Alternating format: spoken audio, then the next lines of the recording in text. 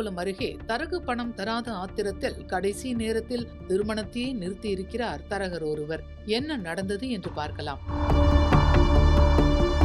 திருச்செந்தூரை சேர்ந்த இளைஞருக்கும் திசையன்விளையை சேர்ந்த இளம் பெண்ணுக்கும் பெரியவர்கள் முன்னிலையில் பேசி சாத்தான்குளத்தில் உள்ள திருமண மண்டபத்தில் திருமணம் நடைபெறுவதாக இருந்தது.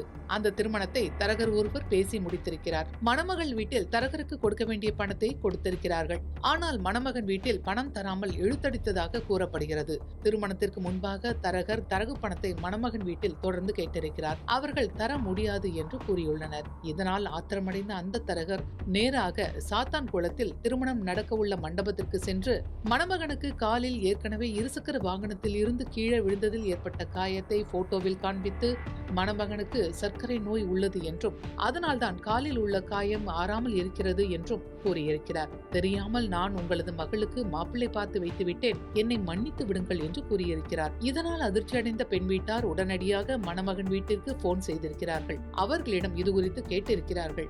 அவர்கள் இது இருசக்கர வாகனத்திலிருந்து கீழே விழுந்ததால் ஏற்பட்ட காயம்தான் என்று கூறியுள்ளனர். ஆனால் அதை கேட்காத மணமகள் வீட்டார் உடனடியாக திருமணத்தை நிறுத்தினர். இதனால் அதிர்ச்சியடைந்த மணமகனும் மணமகன் வீட்டாரும் என்ன செய்வது என்று தெரியாமல் தவித்தனர். சம்பவ இடத்திற்கு வந்த சாத்தான்குளம் காவல்துறையினர் விசாரணை மேற்கொண்டனர். தரகு பணம் தராத ஆத்திரத்தில் மணமகனுக்கு சர்க்கரை நோய் உள்ளது என்று கூறி திருமணத்தை நிறுத்திய தரகரை இரு வீட்டாரும் இப்போது தேடி வருகிறார்கள். இந்த சம்பவம் திருச்செந்தூர் மற்றும் சாத்தான்குளம் பகுதியில் பரபரப்பாக பேசப்பட்டு வருகிறது.